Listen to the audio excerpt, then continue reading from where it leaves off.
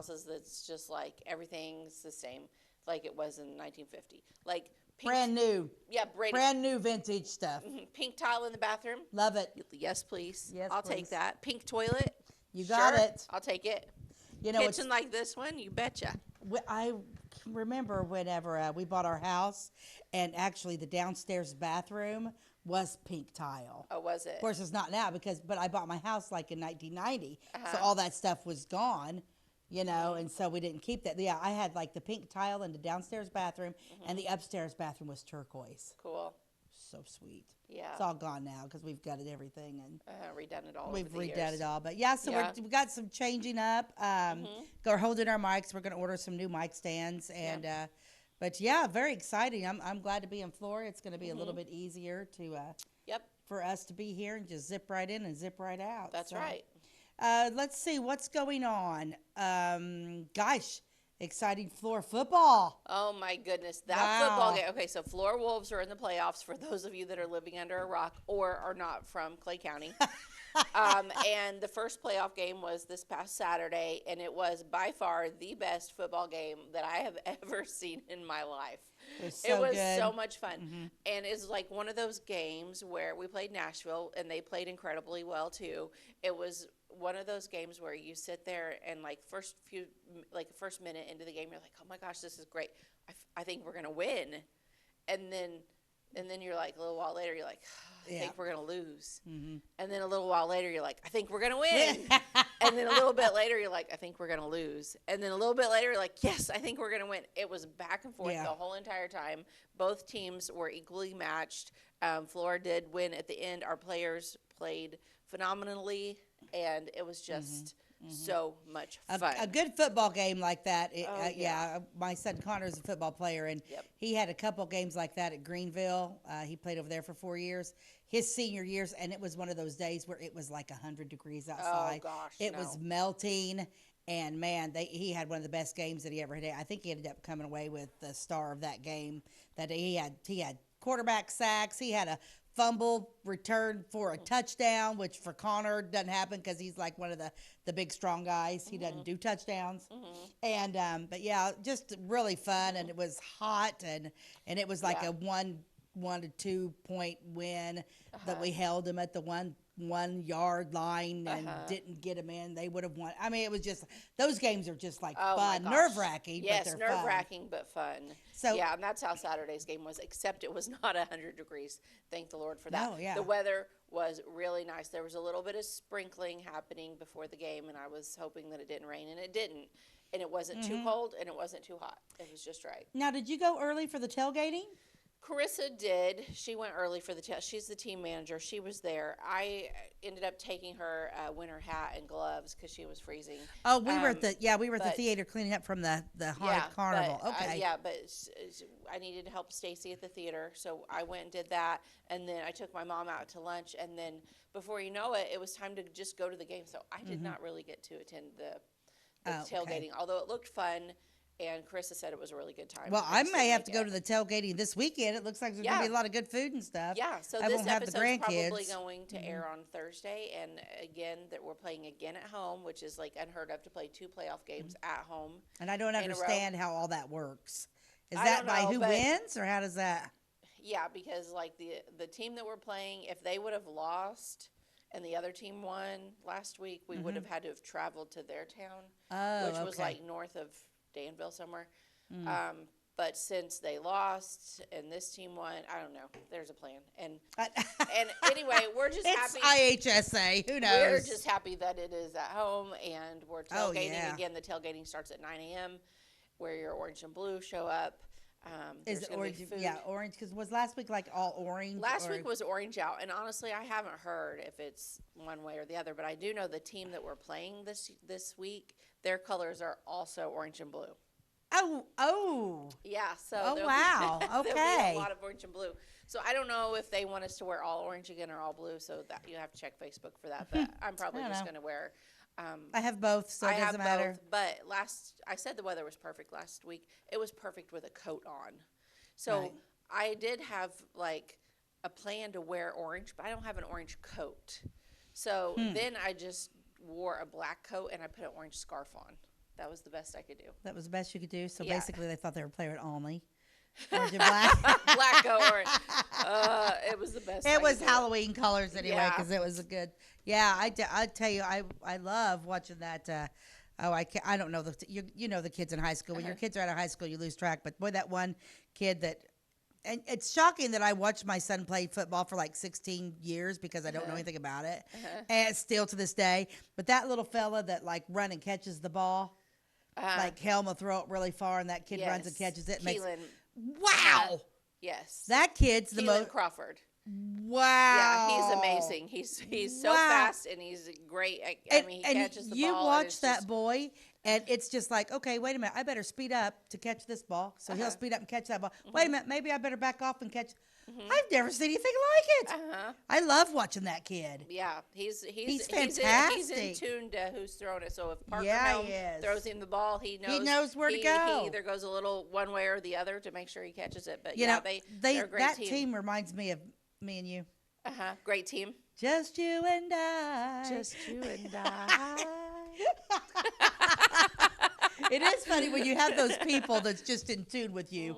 It makes a big difference. Yes, but it yeah, does. it's so fun. I'm just so excited. I'm really hoping they win this weekend. That would be great. I don't know anything about it. Is it Nashville, Illinois? That's who we did play. This time we're playing somebody else. Oh. I already forgot who. I don't know who it is either. Pena. Oh, we play Pena Saturday? Yes. Are they good? Probably. They made it this far. They're probably good. Goodness. Yeah. Goodness sakes Yeah. alive. I don't know if that was exciting. So we had the football game, and then we had the haunted carnival. We did. At the theater, which went over really well. Learned a lot. Thank you to all those that came out and supported us because it was a huge success for the theater. To help us pay the bills, keep the lights on there. So literally, we appreciate that. Yeah, literally keep the lights on and to pay the insurance. A little low, but the insurance is due, so I got the bill for insurance. So I paid for that. It's just so exciting. So now we right into the children's Christmas play, selling ads. We're going to be coming after everybody for money for ads. That's coming up this week. So if you want to put an ad in the program book for the children's play, it also runs again in the program book at the annual nostalgia play that's in April. Let us know, and we would be happy to work up an ad for you. Oh, yeah. We got that going on. And then we have the Madrigal. The Madrigal. Which is something new we're adding. I am super excited. Tell them about the Madrigal a little bit. The Madrigal is going to be on December the 13th at Nostalgia Theater, and it is a theater troupe from Palestine, Illinois, that is coming.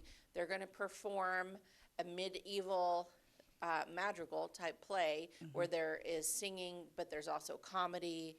And it's food. All it's a dinner theater. Yes, and it's a dinner. So you're gonna have the fatted calf. Is it calf or is it fatted pig or something? Somebody's fatted. It's all worded very medievally. So somebody else is fatted and it's not me for once. Yeah. Anyway, it's gonna be a really good meal, a nice sit down meal, and it's going to be beautiful. We're going to decorate it with fresh greenery. That serve you, and it's not a buffet. They're bringing you your food, and it's just going to be a really cool Christmas experience. It is going to be awesome, and it's another fundraiser for the theater to keep us going.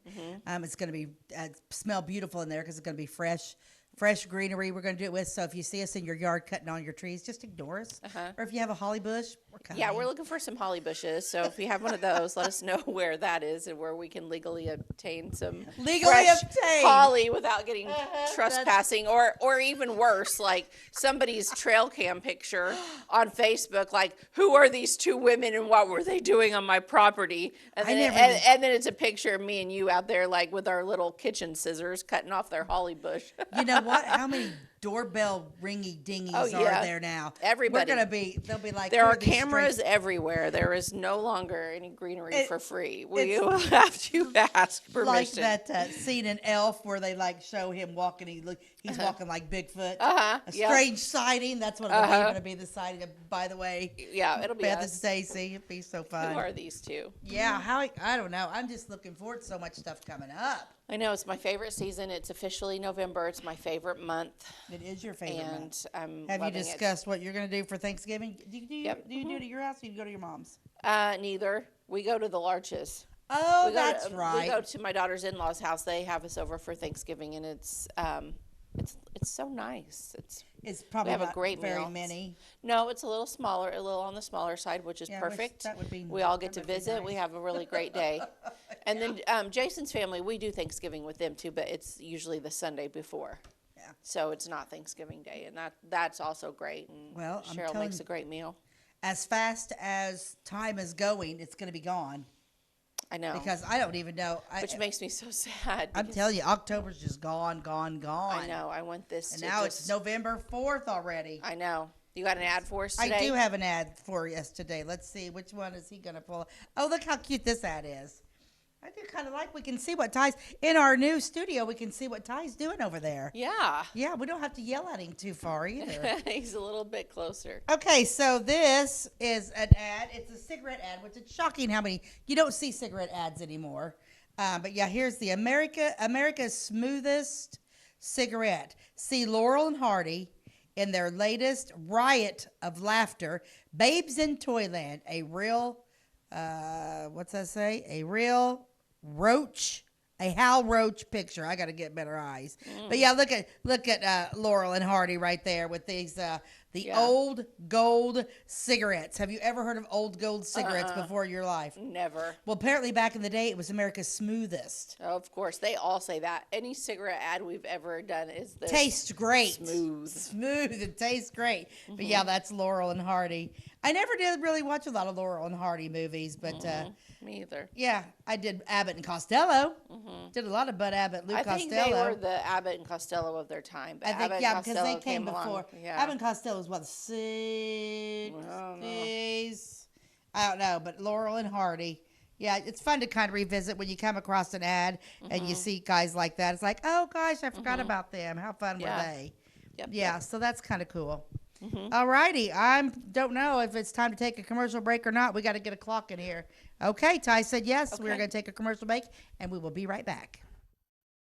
This is Christy, inviting you to wrap yourself in lasting luxury at Carnaby Square. We specialize in one-on-one customer service, high quality, head-turning, on-trend fashions, footwear, accessories, and a complete line of Brighton leather goods and jewelry. If you want to nix fast fashion and invest in a true-to-size, ethically manufactured wardrobe that you'll wear for years, it's time to treat yourself at Carnaby Square in downtown Fairfield. Briscoe Surplus Sales on the northeast edge of Flora is your one-stop do-it-all shop. Looking for rugged boots and footwear from great brands like Lacrosse, Rocky, and Carolina? They're there. How about top-notch small engine parts and service? Briscoe Surplus Sales has it. Whether you're wiring your switches or switching your wiring, Briscoe Surplus Sales has the solution and the know-how to help you get the job done right the first time. Briscoe Surplus Sales, your one-stop do-it-all shop. We like technology at Flora Savings Bank. Here's what you can accomplish in our mobile banking app in less than 30 seconds. See account balances in your transactions, set up an account alert, make a transfer between accounts, get an alert text message about your transfer, pay a bill, turn your debit card off and then back on. It all happens in the palm of your hand with our free My Bank to Go app. Search My Bank to Go in the App Store or Google Play and give mobile banking a try. Flora Savings Bank, member FDIC and equal housing lender. Welcome back to, by the way, with Beth and Stacey. We're still trying to get all of the kinks worked out on our new studio and getting our timing down. So bear with us. This might be a really funny episode. So anyway, The next 2 or 3 might be funny episodes. Yeah. oh gosh, but we're just keeping it real. We're just real people in here having fun. Oh so, yeah, you just know, having a good time. Yeah, because it's so funny. Like that first, we get here, it's like, okay, so we got to do this, we got to do this. Now we need this, now we need that. Because, we don't have our fun little tablecloth. And we don't have yeah. any cute little thing, which we'll get. And we'll make it all look nice and stuff. And yeah. yeah, but it's just kind of interesting. But I came across a story that I had never heard of that happened in 1987.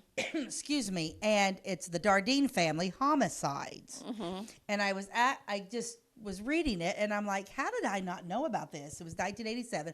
But in 1987, I was down in Panama City Beach living with my sister. But I was only gone for like 4 or 5 months before I came back. But I just was reading it, and I just found it fascinating how it made such national news. And it's still to this day unsolved. It is unsolved, and it has always creeped me out. And anytime I drive through that area, You're going to have to take me there because now I want to go. I'm just kind of freaked out. Like, I don't know. Yeah, it's a very sad I was little story. when this happened, but I lived in Harrisburg at the time, but I remember everyone talking about it, and that it was so close to home. Yeah, because I remember, like, in that time back in the 80s, there was a lot of really bad things happening, like in the Mount Vernon. It happened in Ina, Illinois, which is down in the Mount Vernon area, southern Illinois, Jefferson County. But I remember in 1985 when Thomas Odell murdered his family. And Was it Ina or Kel? I don't remember. It's Ina. It's Ina. Okay. It's Ina, yeah. Okay. And but at that time, but then there's just that, like I said, Thomas Odell, he killed his family. They thought he was kind of like a drug addict and satanistic, and they thought that maybe this had something to do with that. But I came across it, and I edited it. I'm editing what I'm telling you because it was pretty horrific. Yeah, what it was happened gory. to this family. But I did just find it very interesting. So it happened on the evening of November 18th, 1987. And Russell, at the home of Russell Keith and his family in Ina. Now, Russell was actually from Mount Carmel. Okay. He was from Mount Carmel, okay? And what happened is that day on November 18th, he did not show up for work. And so since he didn't come to work, he was one of those guys. He had a wife who was pregnant, and they had a 4-year-old little boy named Peter, I believe it was. And so this guy comes to work all the time, so he never misses a day of work, so he does not show up for work one day. So then his bosses are calling, and nobody's answering at home. And then so then police get involved. They call his mother, and she's like, something's, not right here. So basically, the police go to the home, and the police found the bodies of his wife, Ruby, who was 30 years old, who was pregnant, and their 4-year-old son, Peter, and they were both Dead. They were both murdered. They were beaten to death. In the process of this, she actually, while this was happening, she ended up delivering her baby. She went into labor. She went into labor, and the baby was born, and the killer also beat the baby to he death. killed the child too. Yeah, that part I remember hearing, and I was just like, Yeah. oh my gosh, who could kill a baby? Yeah, I don't know, but it was just a terrible thing. And so what was interesting is they could not find Keith, who his first name was Russell, but he went by his middle name Keith, and so they start investigating this, and they cannot find Keith. So they're assuming that it was one of those the husband kills wife, kills children, runs off, whatever they thought. He was their biggest suspect. Okay, so they thought that he was the suspect. But crazy thing, his car was actually at the Benton police station. That's weird. When they found that, when they were looking for him, trying to find him, they found his car parked at the Benton police station, and it had blood all splattered inside the car. Well, what happens next? They find the car that night. They find his body the next day in a wheat field, not very far from the family's trailer that they lived in, and he had been shot. Oh my! He had been shot 3 times. So at that point, that they knew that, of course, that Keith was not the murderer, because how would his car end up at the Benton police station? Yet his body's found in a wheat field, and his body was not only shot, it was mutilated. So you can imagine. So this is in 1987. This is down in the Mount Carmel area. 2 years prior, you have Thomas Odell killing his entire family. We're talking 4 brothers and sisters and a mother and father. And also at this time, there were several others murders happening down in Jefferson County in the 80s. Isn't that awful? It is awful. So the residents were scared to death. So now at this point, between the Odell family and the Dardine family, you've got 10 people who have been murdered in a period of 2 years. Yeah. Then there was also a small child, a little girl, who was also found murdered. So we're talking Jefferson County had no idea what was going on. So the citizens, well, they're arming themselves, which I would have been I too. can imagine. Yeah. Yeah. So right off the bat, once they started doing that because of the Thomas Odell scene, they were thought, well, it had to be Satanistic. Because Right. in the 80s, you were young.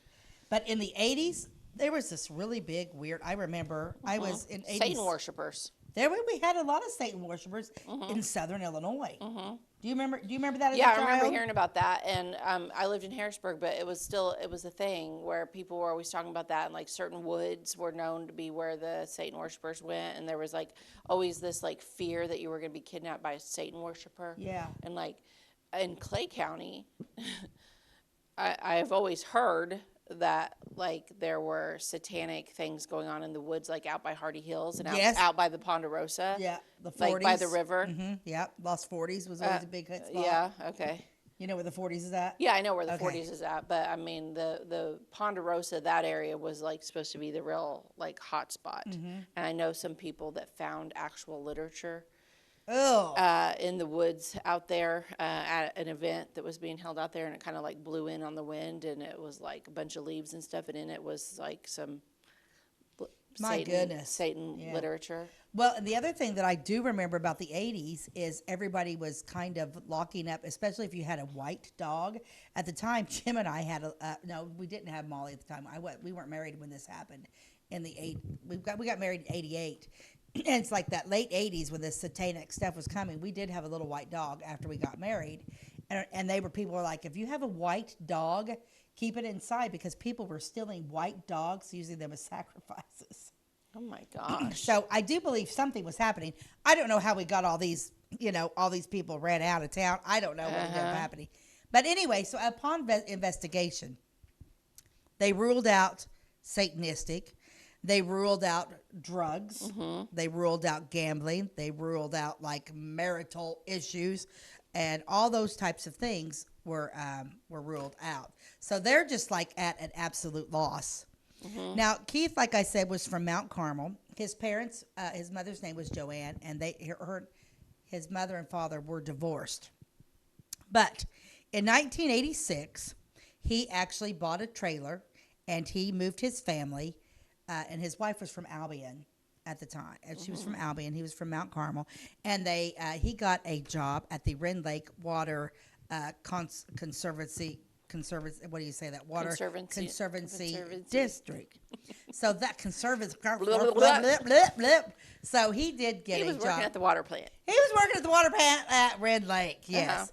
And Elaine, her name was Elaine. She was from Albion. And like I said, they had a son named Peter. And the trailer actually was on the land of a farmer. And Elaine worked for the office supply there in Mount Vernon. Okay. These people were fantastic people. They attended a small Baptist church in Mount Vernon. He was a singer, and she played the piano. So they were like worship leaders at their church. They were worship leaders at the church. So they were good people. He worked, she worked, everybody worked, and they raised their children, and they were living in this trailer. Well, now everybody in town's getting, before their murders with the Thomas Odell murder and then the murder of the little girl, actually Keith was to the point where it's like, I think we need to get out of Jefferson County.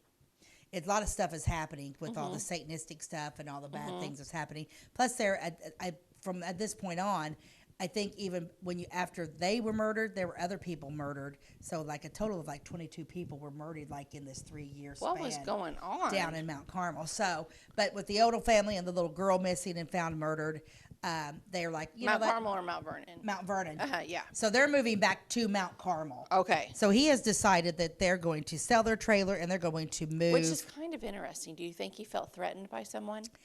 That's the other thing. All of a sudden, he's like, let's get our family out of here. Yeah. I don't know. Ty, I did send you a picture of this family. I'm not sure if Stacey did or not. Yeah. So yeah, but all I know is when I was reading and everything that it was like, I'm moving out. We're gonna get the family out. And so that's what they decided to do. But unfortunately, they did not get out in time. That's why the story's so baffling.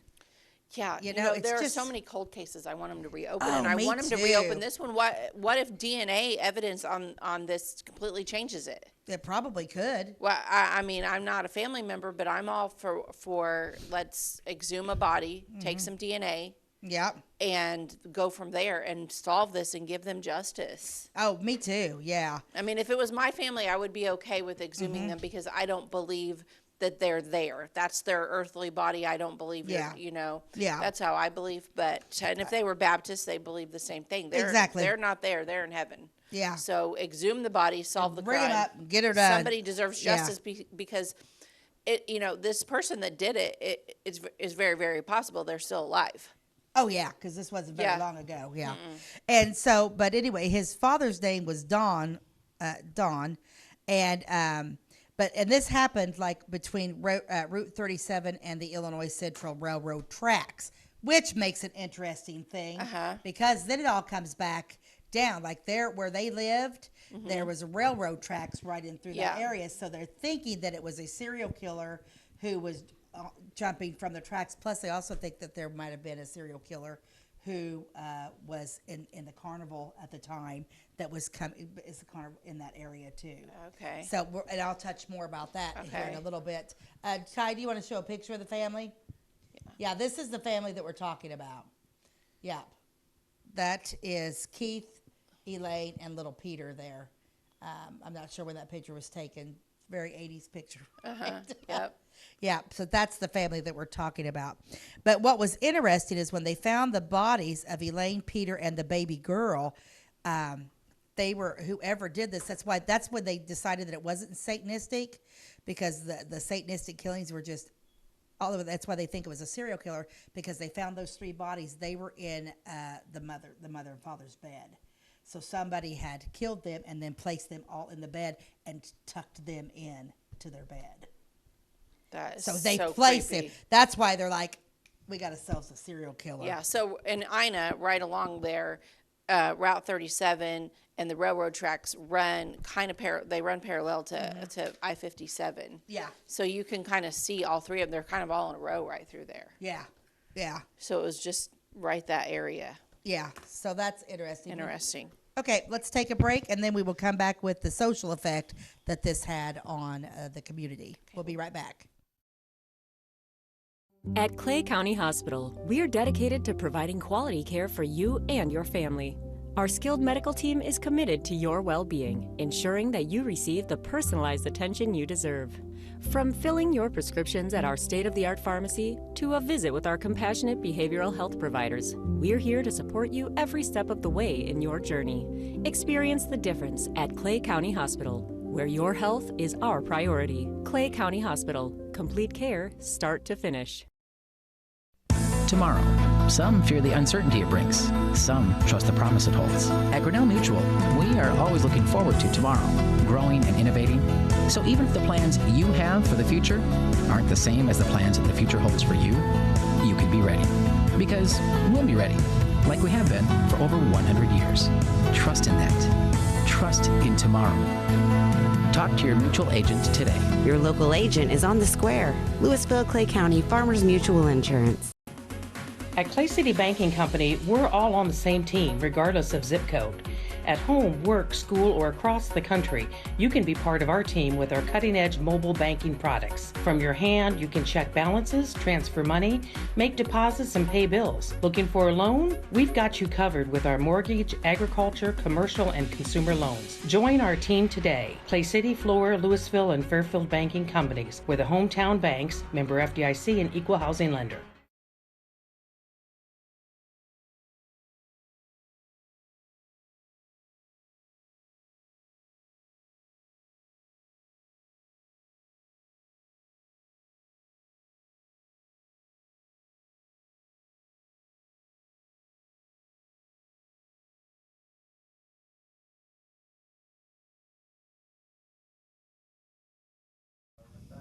Welcome back to By the Way with Beth and Stacey. I'm Beth Cooper. I'm Stacey Earlywine, and we are talking about the Dardenne family murders, unsolved murders to this day, down in the Mount Vernon area, Jefferson County.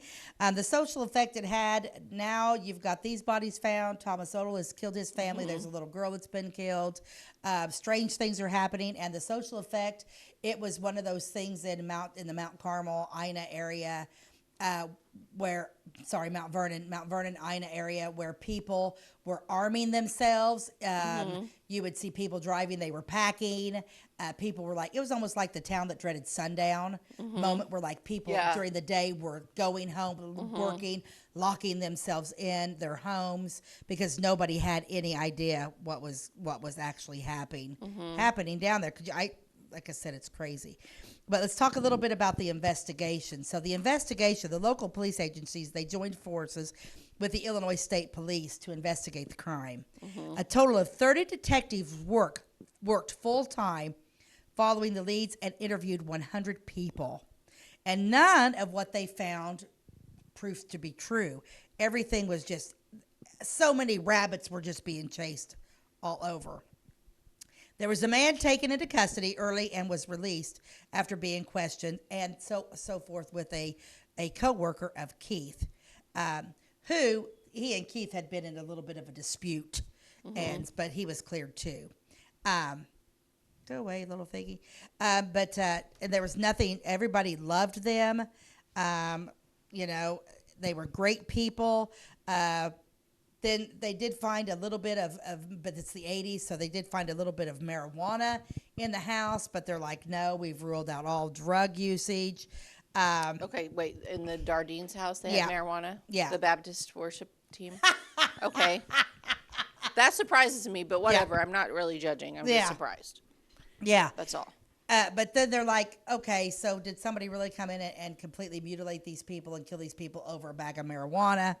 Who knows? Yeah, because if they're like, if it's 1987 and they're 30 years old, these people went through the 60s.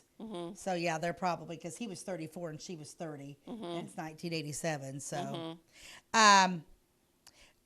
here's another interesting thing: the coroner. And when they did the autopsy on the bodies, there was no drugs, no alcohol found in the bodies of the family. So everybody, that was cleared.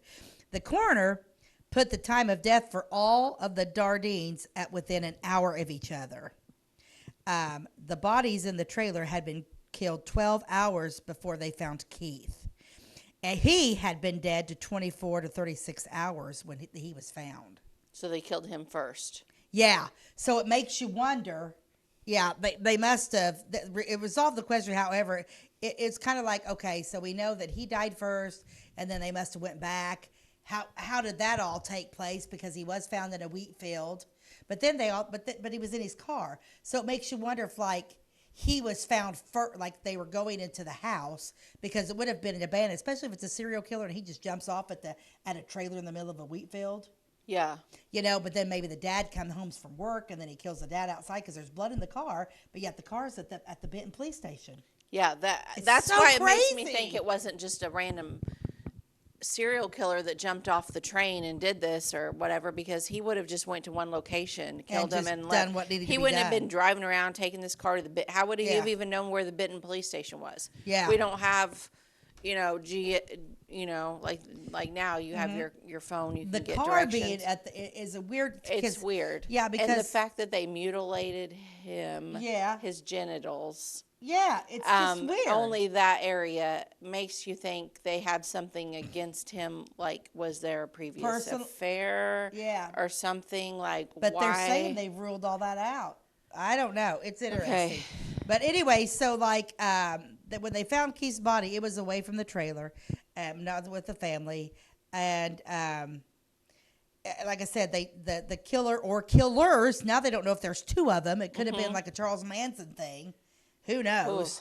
But anyway, like I said, Elaine's body was tucked into their bed. I mean, I don't know. It's just crazy. Like I said, this all happened. It's only like 2,000 feet to the west from like Interstate 57.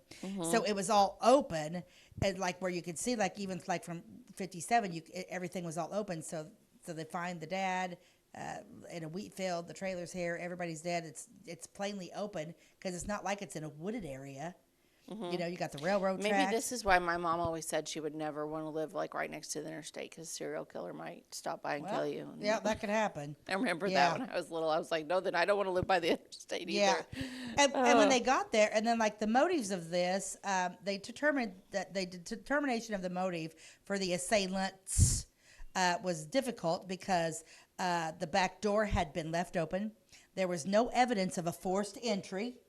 Well, it was Okay? the 80s. Who locked their doors? Who locked their door? I mean, The VCR and portable camera were in plain sight in the living room. The equality, all cash and jewelry was there. So the robbery was completely ruled out. And the mother had not been violated sexually. So the police found no evidence of any extramarital affairs involving Keith or Elaine that may have motivated other jealous rage. A stack of papers with sports scores found in the house led them to wonder whether Keith may have had some gambling debts. However, Joanne Dardine told police that her son was very frugal and that he raised money for his son's college fund by selling 50-cent cans of soda to work for a small profit. So nothing is adding up. Despite the widespread fear, the case engaged Lewis, the Franklin County coroner, did not believe the Dardines were randomly chosen. He believed it was a very personal, deliberate thing. He told the Post-Dispatch, a police expert on cults, told the newspaper that the rumor that Satanists were responsible was untrue, since such groups often would mutilate bodies more extensively, harvest organs, and leave symbols and candles lit the scene of their crime. So that's why none of that was found at the trailer. Police did allow, however, for the possibility that while the Dardines were chosen purposefully, it may have been the cause of mistaken identity. Okay, so then we've got that going on. Joanne Dardine said later that she had considered other motives someone might have for killing her son and his family. I think someone wanted Keith to sell drugs and he refused, she said in 1997. She said this 10 years later. Or there's a possibility someone liked Elaine and she wouldn't accept his advances and took out his rage on her. Nobody knows. Nobody knows. It is just crazy. Well, I vote. Let's reopen the case. I definitely Who do I think write we a letter should. to and ask? Let's get it done. Yeah, for sure. But eventually the police exhausted all leads and had to start working on other cases. The two FBI profilers came to the area to review the evidence. They were able to make some suggestions, but generally found that the crime defied their typical analytic methods. Now, I like Joanne. I like the mom. Joanne kept working the public.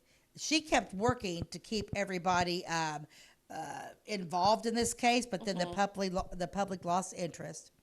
Throughout the 1990s, she regularly called the one detective still assigned to the case, offering possible leads she had learned of or asking for any new information. She gathered 3,000 signatures from area residents on a petition to the Oprah Winfrey Show. Oh, okay. Okay? Asking producers to do a segment on the killings of her son and family. But Oprah Winfrey's show turned her down because they said the crime was too brutal for daytime television. I kind of get that. It was So brutal. she got turned down. America's Most Wanted had a similar reaction at first, but then changed its mind and ran a segment in 1988. The show did not generate any new leads. I mean, goodness sakes. Then it came around, there was a serial killer in Texas.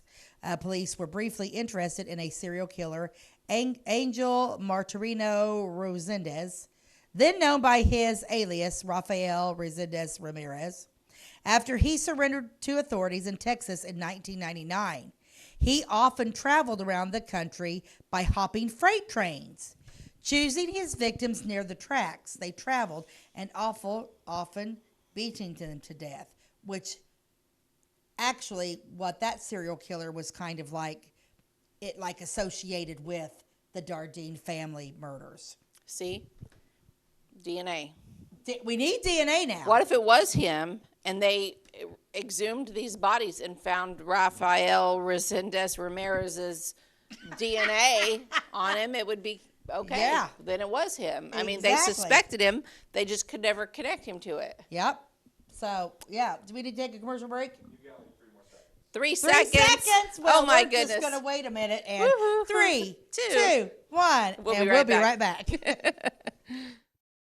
Since 2004, Ed Lewis Trucking has been moving America forward. Family owned and built on values that matter. Reliability, hard work, and service you can count on. From dry van freight to dump and hopper bottoms, plus top tier truck maintenance in their state of the art shop that's open to all truckers, not just their own fleet. They're growing stronger, expanding with their recent acquisition of McKinney Trucking, but never losing sight of what drives them. It's Ed Lewis Trucking, family driven, service proven. Call Ed Lewis Trucking at 618-686-3555. My name is Robin Stanford. I own Stanford Marketing. It's a promotional products business along with an embroidery business. And we do custom hats, t-shirts, anything, you name it, we can make it. People like that we do stuff in-house and we can actually make things here and that we're not contracting the work out to other places. We never say no. We always try to find a way to do it. If anybody can do it, we can do it. We are hardworking women, that is for sure. Come to Stanford Marketing in Flora for all your custom and promotional needs. Give me a lumber. Doors, paint, windows, electrical, plumbing, and much more. Oh yeah, give me all your guns too. John Lucas, What? you better be dreaming about all the stuff we sell here at Zink Building Center. Oh, I would. Zink Building Center in Louisville on Route 45. It's a cool place.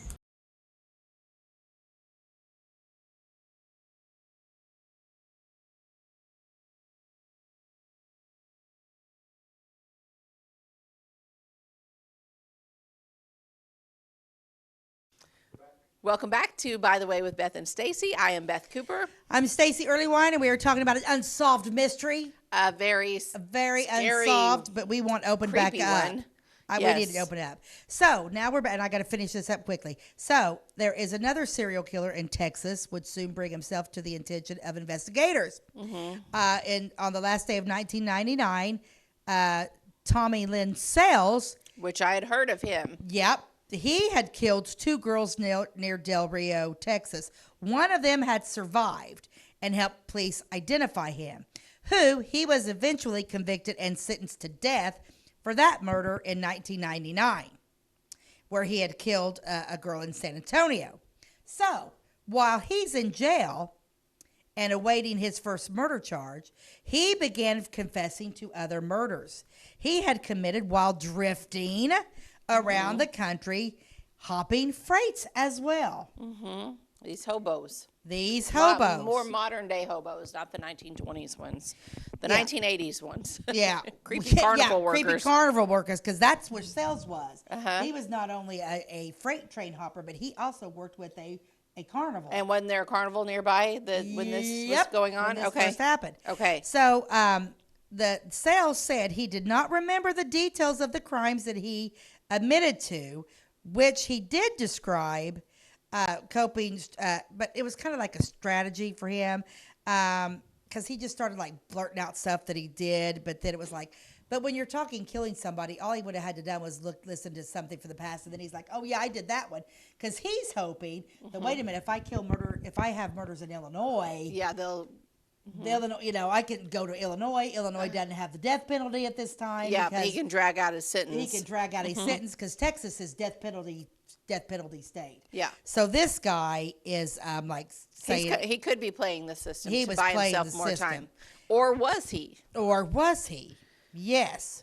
But he, in the 1980s, was living primarily in St. Louis, which we all know is only about 90 miles away from Mount Vernon. And he was a day laborer for carnivals. And like I said, he would hitch rides with truckers. He would hop freights. Anywhere a ride was going, he headed that way. So one day he might be in Illinois. The next day he might be in Oklahoma. So that's the problem that we have here. This guy is all over the place. So now he's got, wait a minute, I've done these things too. And I was there and I was here and there. I'll say that I did that. Yeah. It was through those modes of transportation that he became familiar with the Ina area. On one trip through Jefferson County, and they know he was in Jefferson County in November 1987. He claimed in 2010 that he met Keith at a truck stop near Mount Vernon, and that Keith invited him home for dinner. Okay, let's stop right there because that is something it sounds like Keith would do. He was a nice guy. He was a church member. Yeah. And he sees somebody down on their luck, kind of, just this traveling carnival guy that needed a ride. Hey, would you like to come home for dinner with us? It sounds like something Jim Earlywine would do. Yeah. And And then we all get murdered. Yeah. Yeah. Yeah. So, and they think, because that's what he said. He's like, yeah, I was in Ina and I was there and I met this guy named Keith and he took me home for dinner. And then this guy's like, oh, and then, then they're like speculating, well, what turned it bad? Well, if this guy's already killed, if he's already a serial killer, he's already killed people, which the Keith would not have known that. But at the time, this was also the mother. Joanne said she didn't think her son would do that because of the Odom murder and the other little girl that everybody was locking down. She said, I find it hard to believe my son would bring a stranger home to his family that he found. But yet at the same time, we all put our guards down every once in a while. Well, right. And serial killers are known to be very charming. Oh, yeah. And be like, have this whole look like the last person on earth you think would kill you, you know? Oh, yeah. So that, and then they're saying, okay, so then what went wrong whenever they got there? Well, then this guy changes up his stories, right? This is where they're like, okay, Sales, what's the deal? Because then he's like, oh, I got to their house and then Keith made advances toward me. So then I killed everybody. And then, oh, no. Then he said, no, it wasn't him. His wife made advances. It's like she's 7 months pregnant. She's not making it. Yeah, so that's when all of a sudden his story's like, okay, now where was that body at? Well, I think I left the dad here. I think I put him there. Yeah. So then he starts getting weird. So they rule him out. Right. He couldn't keep his story together. He could not keep it. But by the time Tommy Sales was executed, and he was executed, so he's saying all this stuff while he's in Texas, thinking he's going to get to Illinois to confess to these. By the time he's in Texas and on death row, that man had confessed to killing 22 people around the country. Oh, my. So we do believe, and other things were proven, so he was just jumping on that. But Texas is like, nope, once you're in our jail for murder, we don't let you out. So there you go. But Sells was executed in 2014 in Texas. He was never charged, even though he confessed. They never did charge him. Nobody has ever been charged by. He just wasn't charged. Okay. Well, so now we're at the point where Joanne believed, the mother believed, that it was Sells, Tommy Sells, that did it. That killed her family. But then she did, by the time he was executed, she actually went and had conversations with this guy. So she went to Texas because this mother wants, I can't even fathom it. I would want to know what was going on. Right. And how everything was turning around. I would want to know too. But, but then by the time he was execued in 2010, she was like, no, it's not him. She didn't believe it anymore. So then the case appears on Unsolved Mysteries. I love Unsolved Mysteries, one of my favorites. In 1992, and Unsolved Mysteries had a huge percentage of, after going on that show, solving cases. Yeah, they did. They were successful. They were so in 1992, nothing, dead, cold case, 1992. So decades have passed. The trailer has been removed and the land is bare. And almost 40 years later, here we are, 38 years later, when the Dardines were murdered, it's frozen in time. It's still to this day unsolved. Wow. An unsolved mystery of a family of 4 killed. They are actually buried at the Mount Carmel Cemetery So yeah, Unsolved Mysteries couldn't. Oprah wouldn't take it. I think the mom is still alive. Is the mother Joanne, still alive? I believe she is. The And father's does passed she live? away. Did she live in Mount Carmel? Or Mount Carmel, yeah, yeah. So yeah, that's the whole the mysterious thing about that. But it's just so funny how it just goes from lead to lead. But you're right, because I mean it hasn't. I mean, I know it's 38 years ago. Actually, 38 years this month. Yeah, because this is November, right? So it would be 38 years this month. I mean, I don't even know what to. Yeah, it's just unreal. Yeah. But you think that, I wonder how long they keep stuff in. I mean, I bet they keep all that stuff for a long time, right? Like what I'm saying is like all the blood spatter, all the evidence. So somebody could, at this moment, do a cold case and open this back up. They absolutely could. Yeah, because it makes you wonder where that car is at. Right. Where would his car be? And they've kept clothing. I do remember, like, I was going to beauty school whenever Thomas Odell killed his family, and they brought him to Olney. And it was just crazy because he just went in and he, like, slaughtered those people, his parents and his brother and sister. And, so the beauty school was across the street. So then, like, on breaks, some of us would go over and sit there and watch that. And I actually was sitting as close to Thomas Odell as I am to you right now. Didn't know it. Yeah, didn't know it. So we're upstairs at the Olney Courthouse. And I'm sitting there. I walk in. What were you doing there? I had a break for the beauty school, so I would go over and sit and listen to that case because I was just absolutely, like, it was just you just crazy, right? Yeah. So I go in and I'm sitting in and I'm sitting down on a bench right there. Me and another friend that's going to beauty school with us, and there's this guy. He's just walking around, a teenager, a boy. Just walking around, not in cuffs, in normal clothes, just looks like it. There were cops and stuff there. And then, so we're like on one of them old benches right there. And he just came over and he sat down right next to me, Thomas Odell did. And I didn't know it was Thomas Odell. This was like the first time I'd been there because I was just curious about it. And then about that time, like, he just sat down right there, just sitting next to me and another girl. And we're like in white because, like, we had to wear, white when we went to beauty school. And so anyway, I'm just like, oh my gosh, I can't believe it. I just blah, blah, blah, blah, blah, blah, blah, blah. We're just talking about. And that boy sat right next to me on that bench. And then the guy says, Tommy, we're ready to go back inside. And I'm like, and we looked dead each other straight in the face. And so he had heard everything you said about him? Yeah. Glad he didn't kill you. Yeah. He was I don't know what. Why didn't they have him in cuffs? He's there for murder. They did not have him in cuffs. No. Because he was underage? Underage, probably. Yeah. How old was he when he did that? I think he was probably 17, 18. Something like that. Yeah, no, he sat right, just looked like if Ty came over here and sat right down next to me. I think I might have said hello. No, me, I probably did. I'm sure you did. But I was like, oh my God, this is crazy. This guy, blah, blah, this guy.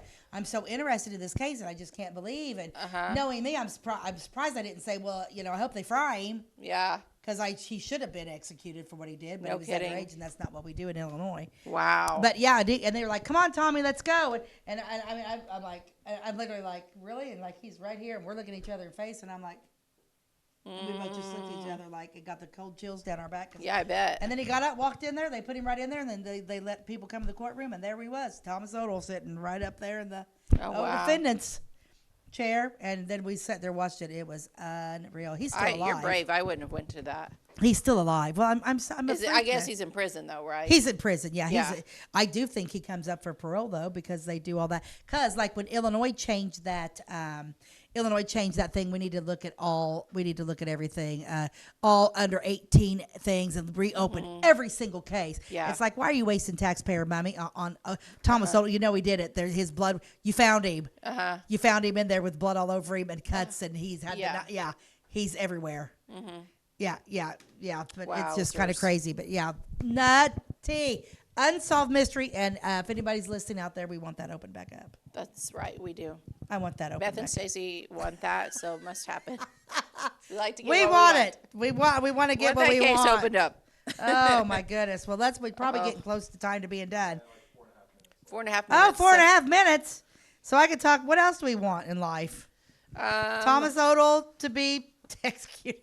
I remember though when all that happened, and I was just so like when they were like, because even the boy that killed his family in Noble with the hammer, they were going to reinvestigate that. It's like, good Lord, he stayed in that house for a week after he killed everybody. You got his DNA all over the place. I don't even remember that one. You don't remember the? Was that kind of recent or? That was several. That was in the 90s. Okay. Yeah, I'll bring that one. I was busy in the 90s. I don't know. You were busy in the 90s. Yeah, it happened. He killed an entire family with a hammer in Noble. Oh my gosh, that's awful. And stayed in there with them a week afterwards. Oh, children and everything. Even weirder. Like, I don't get normal. it. No, I mean, and I don't he get actually, it. Like, he was like 16, and I used to cut his hair because he was from Clay City. Ugh. Yeah, when I found out who he was, because he lived in Clay City, and I cut his hair because I had the shop over in Clay City, and then his family moved to Noble, and he killed like his brother and his brother's girlfriend. I think like if I'm not mistaken, his brother was at his girlfriend's house, so this boy killed his brother's girlfriend, her little brother and sister, and her mom and dad all at one time in the same small house in Noble. Oh my gosh. Noble has tore that house down. That house did come down. Good. I'm a because believer. he stayed there for a week. I'm a believer where there's something horrible like that, the house needs to go. It needs to go. I agree.